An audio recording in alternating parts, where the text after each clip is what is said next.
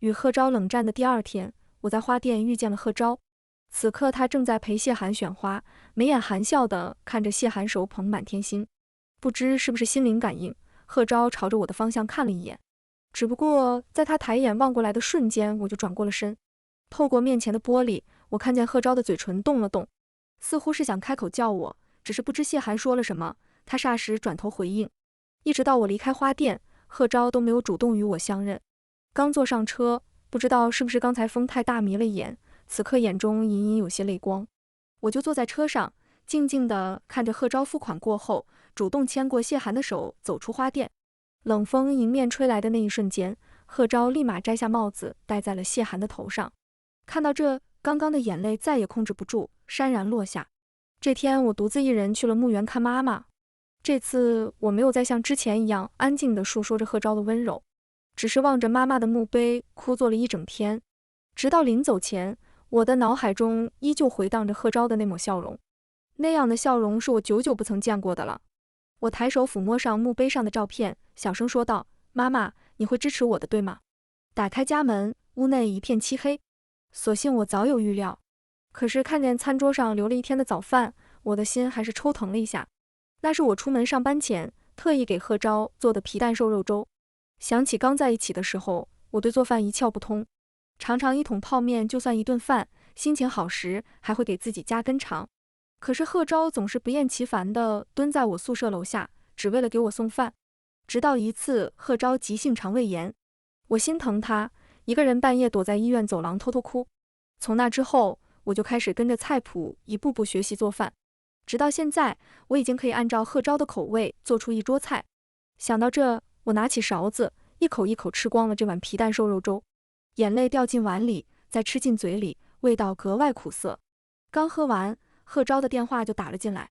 接通电话，还不等我开口，那头传来一个娇俏的女声：“阿昭，你压我头发了。”听到这，我呼吸一滞，脑海中仿佛有什么东西炸开。贺昭，我们还没分手。面对我的提醒，贺昭只是语气疲惫地说：“宋楠，我只是在陪韩寒插花，不小心压到他头发。”冷冰冰的回答却刺痛了我的心。灵魂出轨比肉体出轨更可恨。我闭了闭眼，却怎么也压不下心中的悲伤。贺昭，你回来，我们好好谈谈吧。电话那头沉默了一瞬，紧接着传来脚步声，似乎是贺昭换了个位置，周围格外安静。还不等我回神，贺昭就声音严肃地打断了我接下来要说的话。宋楠，我说过了，韩寒现在有双向情感障碍，很需要我。你以前不也是吗？为什么就不能体谅一下他？贺昭语气生硬，似乎是怕我像前几次一样大吵大闹，不放心的又说了一句：“宋楠，你乖一点，等他好了，我们就结婚。他现在刚离婚，受不了刺激，你再等等。”一字一句如同利刃一样，一下一下凌迟着我的心。见我久久没有回复，贺昭长长的叹了一口气。在他又要开口的瞬间，我轻声开口：“好。”许是我的反应太过平静，我感受到贺昭有一瞬间的怔愣。我听见贺昭开口叫声我的名字，也听见谢涵在叫他。于是回应我的只有电话被挂断的嘟嘟声。似乎是故意与我作对，谢涵特意发了个朋友圈，照片中的女人香肩半露，面色潮红的抱着一束满天星倚靠在一旁的男人身上，配文：“你才是我的满天星。”虽然照片中的男人只是露出了一只胳膊，但我还是凭借手腕上的那颗痣，一眼认出那就是贺昭。回头望了眼墙上的相框，上面的两人穿着学士服，模样青涩，但望向对方的眼神却充满爱意。手刚碰到相框，夹层中就掉出一张纸条，上面飘逸的字体写着：“一定要娶宋楠。”思绪回到18岁，那时的贺昭打着一见钟情的名号对我展开了热烈追求。可父亲早亡，母亲在我考上大学后就撒手人寰，这样的人生让我痛苦不堪。双向情感障碍，所以面对贺昭的追求，我数不清自己拒绝了多少次。因为不敢相信真的会遇见属于自己的白马王子，我总是拒他于千里之外。似乎这样，我就可以克制住对贺昭的那一丝心动。可贺昭似乎也看透了我冷漠的外表下藏着一颗脆弱的心。他总是可以在我拒绝他的第二天就捧着一束鲜花站在宿舍楼下，也总是用温柔又坚定的语气一次次向我表白，坚持对我的追求。就连唯一的朋友都说，像我这样拧巴又口是心非的人，最需要贺昭这样的引导型恋人。事实果真如朋友所言，在一起之后，贺昭的温柔和坚持不懈彻底改变了我。我学会了依靠他，事事与他诉说。毕业那天，贺昭拿着一对素戒向我发誓，一定要娶我。可这一等就快7年了。作为婚纱设计师，贺昭在3年前设计了一款婚纱。婚纱照被发到网上后，就赢得了大众的喜欢。裙摆绣满花蕊，裙身亮晶晶，呈似满天星。也是那次之后，贺昭一炮而红。可回头再看那组婚纱照，新娘分明就是谢涵。所以在谢涵任职贺昭秘书的那天，我就与贺昭大吵了一架。明明与贺昭同为婚纱设计师，还在同一家公司任职，贺昭却打着公私分明的旗号，从不在公司与我亲近。可他却在看见谢涵的瞬间，毫不犹豫地敲定他任职自己的秘书。听见谢涵声音哽咽叫阿昭的那一刻，我就知道了，贺昭好友口中与他虐恋情深的初恋就是谢涵。谢涵娇滴滴的声音传来的时候，我还在怔愣中。阿昭，我后悔当初提分手了。当年的事我们各有难处。语气冷冰冰，而我的心却跌到了谷底。尽管我再三反对，贺昭还是留下了谢涵。那天是我们第一次冷战，他甚至都不愿意跟我吵架，只是我一个人的歇斯底里。可贺昭似乎是下定决心要留下谢涵，一连3天都没有回家。最后还是我受不了没有他的生活，主动道歉。可谢涵的离婚彻底打破了我与贺昭早有裂痕的爱情。当谢涵拿着医生诊断的双向情感障碍找到贺昭提离职的那一刻，我第一次看见贺昭流眼泪，甚至在我拒绝他的追求时，他也只是红了眼眶。那天之后，贺昭彻底把独属于我的温柔给了谢涵。谢涵一句以后没人陪他过生日，贺昭就抛弃了正在过生日的我。就连情人节，谢涵满含热泪说自己很久没有收到过鲜花后，贺昭就把原本属于我的玫瑰花给了谢涵。甚至贺昭都忘了今天是我妈妈的忌日。明明往年他比我还要紧张这一天，他曾对着妈妈的墓碑再三发誓要娶我为妻。可谢涵出现后，贺昭不仅推迟了我们的婚礼，就连曾经说要为我亲自缝制的婚纱也只字不提。谢涵很聪明，他从不与我起冲突，在我面前他永远都是一副小心翼翼的模样。相比之下，贺昭自然偏心他。想到这，低头看了看手上的素戒，一滴眼泪落在了上面，模糊了视线，也模糊了我对贺昭的爱意。我想这应该是我最后一次为贺昭流泪了。这几个月的纠缠，我不是没有想过分手，可每每回想起与贺昭的甜蜜时刻，记忆里总是对我温声细语的贺昭，这才是我无法割舍的。只是如今，这份柔情蜜意已经不属于我了。贺昭回来的时候，已经是2天后了。似乎是意识到自己忘记了什么，他难得主动开口解释。涵涵这2天发烧了，他说等他好了，要亲手给你做个蛋糕，就当补偿你的生日了。看着贺昭一副为我着想的模样，我已经懒得拆穿他了，只是点了点头，就当回应他了。可贺昭看着我这副云淡风轻的样子，没由来生出一股怒火。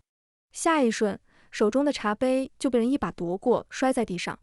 飞起的碎片划破了我的脚踝，鲜血缓缓流下，而始作俑者却冠冕堂皇地指着我，斥责我：宋楠，我说了，涵涵是因为离婚才变成现在这样的，你能不能有点同情心？明明你以前不也是这样拧巴吗？要不是我，你能走出来吗？我只不过是看见他，想起了曾经的你，于心不忍，想要帮他走出阴影的，你就不能体谅下我？这是贺昭第一次朝我发火，我竟觉得自己从未看清过他。面对贺昭的怒火，我只觉疲惫。贺昭，我们还没分手，你彻夜不归，留宿其他女生家里，甚至为了她忘记了我妈妈的忌日。贺昭说你没有越界，谁会信？听着我语气平静地陈述事实，贺昭只觉心中有什么东西在慢慢流失。被我揭穿事实的愤怒明显盖过了心虚，但我的话他也无力反驳。看着面前的男人摔门离去，想说出口的分手也被留在原地。似乎贺昭回来这一趟只是为了和我吵一架，可我却明白他为什么会发火，不过是因为心虚，恼羞成怒罢了。毕竟在进小区前，他刚与谢涵热吻完，若不是楼下出门买菜的阿姨意外撞见，还特意拍视频发给我，说不定我真的相信了他说的从未越界。从前心疼我拧巴而一次次安慰我的他，如今也会为了别的女人对我冷眼相加。幸好我对贺昭已经不抱希望，此刻除了疲惫外，竟然丝毫没有心痛的感觉。一连几天，贺昭消失得无影无踪。我已经向公司提交了离职申请，只等与贺昭做最后的告别。可我发的消息都石沉大海，或许是心有不甘，又或是想给这段关系画上一个完整的句号。总觉着应该面对面宣告我们的结局。就在我以为今晚还要独守空房的时候，贺昭的消息发了过来，韩寒说今晚要来给你补偿生日，你准备一下。网上看是我给他发的2条消息，无人回应。我没想到他终于回复了我，却是这样的内容。再次看了眼墙上的合照，我还是走进了厨房。贺昭回来的时候，锅里还煮着皮蛋瘦肉粥，可我们只是隔着厨房的玻璃门对视了一眼。谢寒似乎有些局促，主动开口：宋楠姐，我来帮你吧。说着就要开门进来，只不过贺昭比他更快一步，瞬间拉住了他的胳膊。你发烧刚好，做饭这种事情就让他干吧，毕竟你没做过饭，不像他都做了好几年了。听见这话，谢寒挑衅的眼神看向我，语气却小心翼翼。宋楠姐，你别生气，我跟阿昭真的没什么，他就是太紧张我了，不用给他解释，清者自清，随便他怎么想。说完就拉着谢寒在客厅坐下，在他看不见的角落，谢寒朝我扬起一笑，似乎是在讽刺我的可笑。在两人的打情骂俏间，我将皮蛋瘦肉粥端上了桌，6菜1汤，全是贺昭的口味。可在看见谢寒打开的蛋糕后，维持在表面的和谐让我再也坚持不住。化掉的奶油上挂满了芒果和巧克力酱，是我最讨厌的。似乎是我表现得太过明显，贺昭也意识到了不对劲。空气停滞一瞬，安静过后，贺昭终于反应了过来。我芒果过敏，也最讨厌巧克力。刚在一起的时候，我甚至因为芒果进过抢救室。看着我冷漠的样子，贺昭的心慌感越来越明显。即将脱口而出的道歉，却在听见谢寒的哭腔时转化成了指责。宋楠姐，你是不喜欢吗？都怪我没有提前打电话问你。说完还装模作样的抽噎了2下，看得贺昭一阵心疼。宋楠，你有完没完？韩寒好意给你补偿生日，还亲手给你做的蛋糕，你就是再不喜欢也不应该给他难看。语气中是连他自己都没有发现的气急败坏。阿昭，不要这样说宋楠姐，是我没有提前打电话问清楚。不用管他，以前就是这副拿腔拿调的样子。说完就拉着谢寒走了。全程没有说话的我，就这样被贺昭定下了罪名。可明明当初让我误食芒果的是他，抱着我发誓再也不会委屈我的人也是他。原来真心真的瞬息万变。我的脑海中一直回放着刚才的画面，贺昭两手空空，早已没有了对戒的踪影。我不明白，明明当初那么爱我的人，怎么会在一夕之间就变心了呢？许久之后，我才回过神来，看着桌子上冷掉的饭菜，我点开了朋友圈。果不其然，看见了谢寒3分钟前发的2条朋友圈，一条是祝愿今晚喝得开心，而另一条则是一张照片，照片里他坐在副驾驶上，腿上放着一份芒果千层。朋友圈下面没有共同好友点赞，我想谢寒发的应该是仅我一人可见。这一刻，我只感觉心灰意冷。贺昭有洁癖，从不许我在他的车上吃东西，恋爱以来一直如此。可谢寒却享有了我从未拥有过的特权。来不及伤心，肚子传来的疼痛让我忍不住弯下了腰，手指下意识给贺昭打去了电话。直到传来用户通话中，我才恢复了意识，自己给自己打了个120。下楼的时候遇见了楼下的阿姨，拒绝了她要帮我给贺昭打电话的好意，自己给好友打去了电话。上车前，我听见了阿姨说了一句长痛不如短痛，这句话一直环绕着我，直到好友赶来看见我手里的报告单，上面明晃晃的先兆流产映入眼帘，看见我一副魂不守舍，身边连个人都没有，林冉就是再傻也明白了。他出轨了吗？语气不像是疑问，倒像是肯定。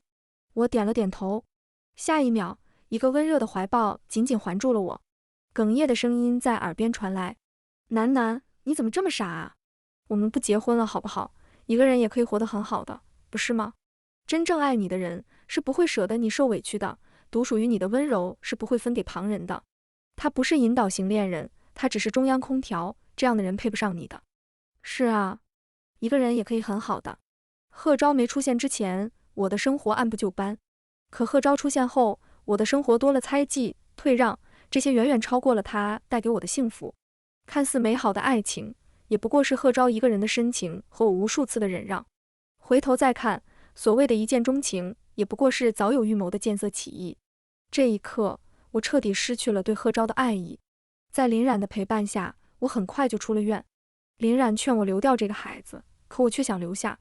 算算日子，正是2个月前，谢寒出现的前一天。因为从那天之后，我跟贺昭就再没同房过了。可这个孩子却是我跟贺昭备孕3年才得来的。原本贺昭说有了孩子再结婚是双喜临门，可现在抚摸着肚子，我似乎能感受到胎动。一想到以后会有一个软糯糯的孩子，甜甜的叫妈妈，我就觉得幸福。无关贺昭的幸福，可贺昭似乎并不想放手。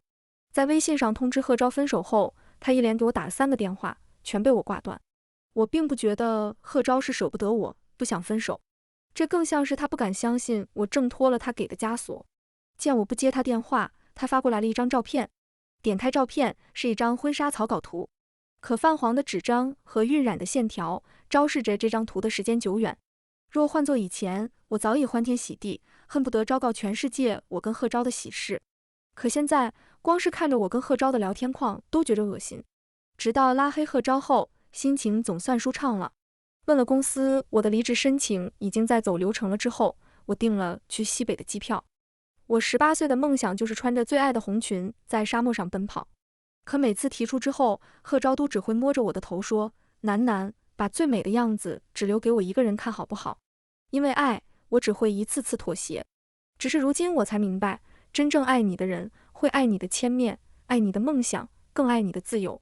不知道是不是贺昭的授意，谢寒的朋友圈越来越大胆。照片里，贺昭不是在为谢寒洗手羹汤，就是带着谢寒出入各种酒店，而贺昭的手上也一直没有宿戒的踪影。这些更像是仅我一人可见。终于在又一次看见谢寒的朋友圈后，我再也控制不住，跑进卫生间吐了出来，直到最后只能吐出酸水才停下。靠在墙边，回想起刚刚看到的，恶心感久久不散。原本想拉黑谢寒，却意外刷新了他朋友圈最新的一条视频。视频里，贺昭正与谢寒在起哄声中贴身热舞，不怪谢寒对贺昭念念不忘。视频里的贺昭长相俊朗，身姿挺拔，一身白衬衣显得尤为脱俗。谢寒则一身红色包臀裙，搭配着一张明艳的脸，尽显张扬。两人紧紧地贴在一起。视频的最后，贺昭低头重重地吻在了谢寒的唇上，而周围的呼喊声中不乏有一些两人好配的祝福。这一刻，我终于明白了贺昭为什么从不带我进他的好友圈。从前对我说的不带我见朋友，是怕我被别人惦记的话，现在看来不过是花言巧语。明明是他从未忘记过谢寒。尽管我想远离贺昭，可贺昭作为公司股东，我的离职报告还需要他的签字。看着手机上人事发来的贺昭在公司的消息，我马不停蹄赶往了公司。可我连敲了3下的门，里面都没有回应。再三向人事确认贺昭在里面之后，我还纳闷怎么没有回应。结果下一秒，我的视线就受到了冲击。握着门把手的我不自觉惊呼出声。办公室里的两人衣衫不整，谢寒更是面色潮红地勾着贺昭的脖子。我出生的时候，他们还在亲得难舍难分，看见我的一瞬间，贺昭的瞳孔骤缩。而我叫出声后，不少同事都望向了这里。贺昭更是以最快的速度用身体挡住了谢寒。我看见了他眼神里不可置信的震惊，是该震惊的。毕竟自从他说过公私分明后，我就从未进过他办公室。我什么也没有说，直接忽略了谢寒那挑衅的眼神，转身离开。一直到我坐上车，贺昭都没有追出来。那晚我没有回我们的家，而是直接去了林冉那，手机也自从出了办公室就关了机。林冉问我什么时候走，我还强作镇定地说想再陪陪他。第二天，林冉催我回家收拾行李，我还是磨蹭到了晚上才回去。一进家门就看见了满地的烟头。看见我回来，贺昭赶忙站起身，带着些慌乱的语气开口：“我给你打了好几个电话，你都没有接，我在家等了你1天。”听着他语气里的慌乱，我只觉着虚伪。手机没电了，婚纱我已经在准备了，我们什么时候去看婚戒？我记得我已经给你发消息说分手了，你不会是又没看见我的消息吧？听出了我话里的讽刺，他刚想开口解释，就看见我一直盯着他的领口看，顺着视线看过去，那是一道极其明显的口红印，颜色格外明艳。而我从来都只喜欢淡色口红，就像我的人一样，没有谢寒那么张扬，所以也从来不会在公司那么大胆。我昨天是想让你给我的离职报告签字的。看我语气平常，没有提起昨天的事，贺昭只以为我是消气了。离职也好，等结婚了你就在家相夫教子，做个贤内助，以后我养你。我怀孕了，贺昭。我的话犹如一击炸弹，给了贺昭重磅一击，连声音都带上了颤抖。楠楠，是真的吗？我现在就签字，你在家好好养胎，我们马上结婚。说完就拿过了我手里的离职报告，签上了字。不知情的人看见，或许真的会以为贺昭是个好男人，可我却看得清楚，与其说是爱，不如说是愧疚。看贺昭心情不错，我偏不想让他开心。结婚可以，开除谢寒。听见我的话，贺昭当即变脸，语气也变得生硬。不行，韩寒不像你，他应该潇洒肆意才对。说完像是才反应过来，脸瞬间变得涨红，说话也变得磕磕巴巴。楠楠，我不是那个意思。我不想再听他解释，直接打断了他的话。贺昭，我们不会结婚的，我不爱你了。听见我的话，他握紧了拳头，身体蓦然僵住，脚步不自觉地后退一步。我的目光像是一把锋利的刀，刺向了他的心。直到我走进房间，他都还在不可置信中没有回神。我已经无心去挽留贺昭对我的爱了。既然贺昭已经签字了，我就可以收拾东西准备出发了。机票订的是4天后，这几天我只想好好陪陪林冉。但我知道贺昭不可能轻易就同意分手，毕竟我怀孕了。果然不出我所料，贺昭在看见我收拾行李的时候，气急败坏地把这些都摔在了地上。看着贺昭疯狂的样子，我只觉心累。我已经不想再和他有关系了。最后我只拿走了自己的所有证件。见我坚持，贺昭直接跪在了门口。看着他主动忏悔的样子，我终于再也忍不住，字字句句戳在了他的脊梁骨上。贺昭，你的对戒呢？看着贺昭慌乱的样子，我竟有些好笑。贺昭，你早就出轨了，不是吗？我的话让他再也无力反驳。自从拉黑谢寒之后，我就没有再关注过他，直到他今天约我出来。我们已经睡过了。看着谢寒得意洋洋的样子，我居然没有生气的感觉，甚至有些觉得好笑。我跟贺昭已经分手了，你想上位，找错人了。许是没有想到我的直白，谢寒的表情有一瞬间的狰狞。我怀孕了，3个月了。看着谢寒递过来的报告单，一股凉意从脚底涌上来。原来贺昭的出轨比我想的还要早，也难怪谢寒一出现，贺昭就把全部精力放在了他身上。可谢寒根本没有给我仔细思考的时间，下一瞬他就泼了自己一身咖啡。还不等我反应，贺昭就从身后窜了出来。预料中的偏袒没有出现，反倒是贺昭手舞足蹈的解释，都在与谢寒划清界限。楠楠，我不知道他会来见你，这不是我的意思，我已经很久不联系他了。原本还准备陷害我的谢寒，在听见贺昭的话后，瞬间脸黑。贺昭，她怀孕了，你知道吗？面对我的问题，贺昭没有回答，只是沉默。可沉默就是答案。离开前3天，我不知道贺昭是怎么给谢寒说的。等我短信收到谢寒流产的报告单时，贺昭的短信也发了过来，只有一张照片，是即将完成的婚纱。可照片的背影里，我却看见了一个穿着裙子的身影。离开前2天，谢寒发给我一段录音。阿昭，你真的要娶她吗？我还爱她。那我怎么办？你要让我做小三吗？韩寒，再等等。阿昭，我可以等，毕竟当初是我提出的分手，我只求能在你心里留一丝地位，其他的我都不奢求，好吗？长久的沉默之后，是贺昭的妥协。好。录音的最后是2人亲吻的声音。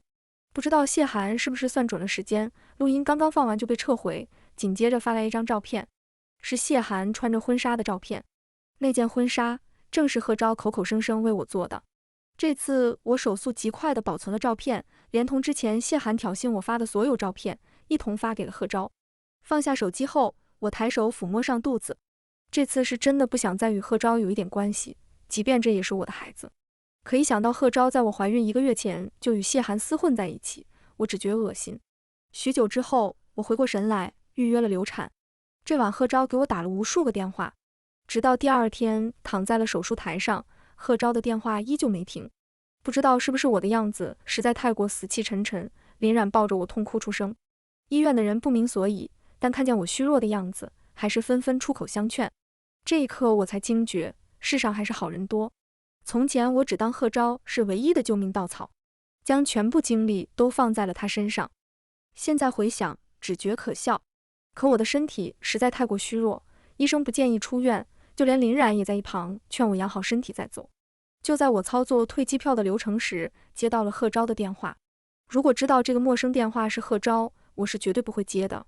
接通电话，那头沉默了一瞬，似是有所感应，我缓缓地叫出了贺昭的名字。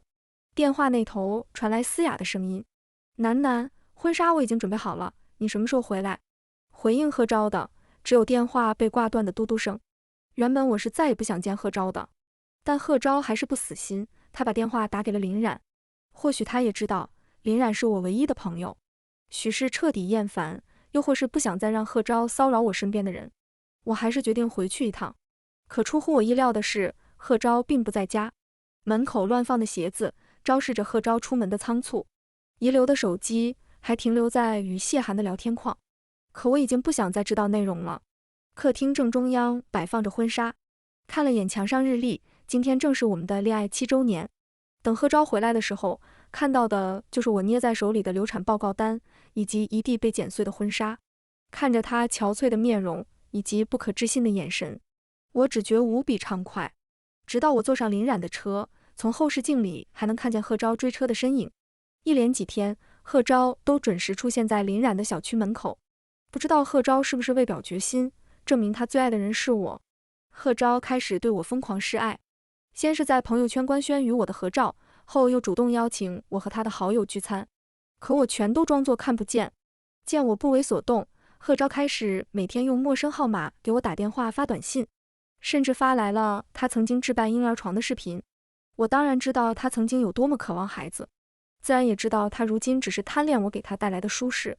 在接下来，贺昭每天都会准时出现在林冉的小区门口，因为有门禁他进不来，只能手捧玫瑰花在门口等待，一如从前我求和时的卑微。听林冉说，贺昭这副深情模样已经在小区群里出名了，不少人拍了视频发到了网上。这下贺昭不仅设计出名，还多了个深情男的称号。可在网友的深扒下，不少人发现谢涵的账号中多次出现贺昭的身影，就连文案都充满爱意。不少网友发现了谢涵就是当初那组婚纱照的新娘，评论区直呼两人郎才女貌。可贺昭似乎对这些还不知情，依旧每天坚持在小区门口等待，风雨无阻。而我始终没有见他，直到他在小区门口晕倒后，谢涵主动在账号里发了与贺昭的合照，猜想得到验证，网友更加沸腾。就在我要将贺昭出轨的证据公之于众的时候，贺昭又用陌生账号打来了电话。像是怕我再次挂断，贺昭的声音都带上了急切。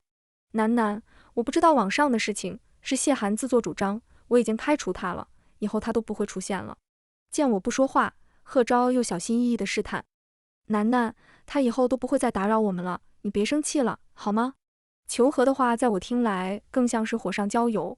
到现在，贺昭还是不明白，从始至终我怨恨的只有他。长舒一口气后，我对着电话那头一字一句道：贺昭，我从不怨恨谢涵，我怨恨的从来都只有你。你分得清你爱的是我还是谢涵吗？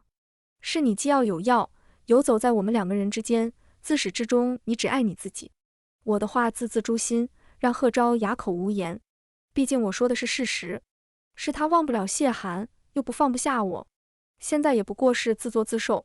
不知道贺昭是真傻还是装傻，他似乎真的以为我只是怨恨他出轨，怨恨他没有坚定的选择我，所以他开除了谢涵，给谢涵买了出国的机票，让他永远消失，甚至开始挑选婚戒，筹备婚礼。而谢涵明显不愿放手，多次想要与我见面，我始终没有同意。所以在贺昭定下的婚礼当日，谢涵穿上了贺昭为我准备的婚纱。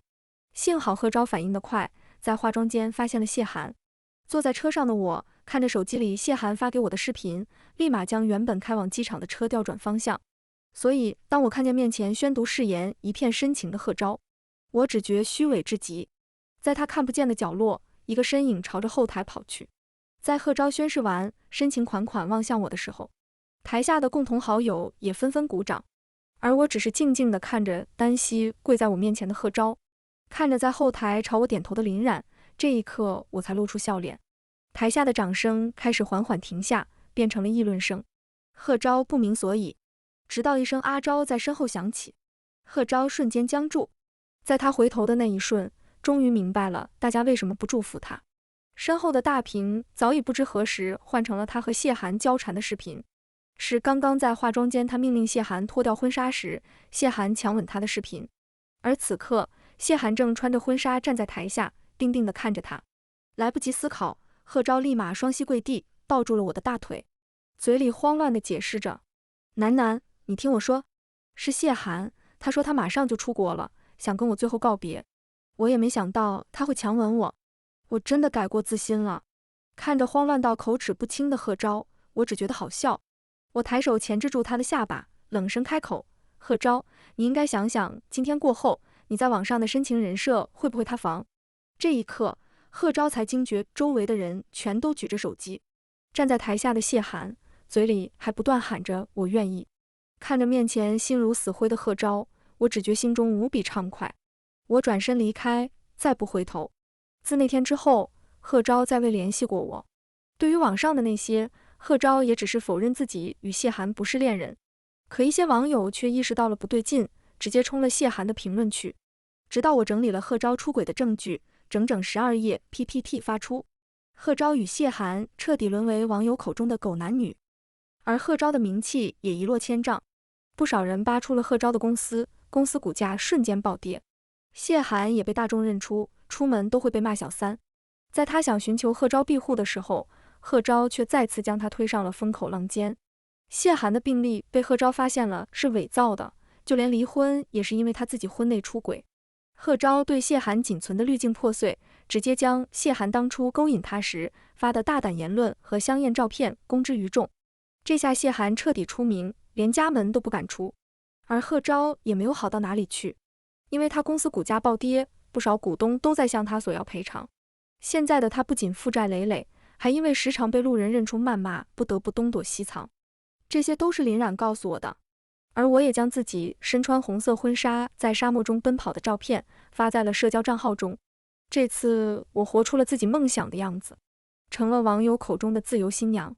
这个故事到这里就结束了，感谢您的收看。如果您喜欢这个视频，就给我点赞订阅一下吧。衷心祝您吉祥如意，万事顺心。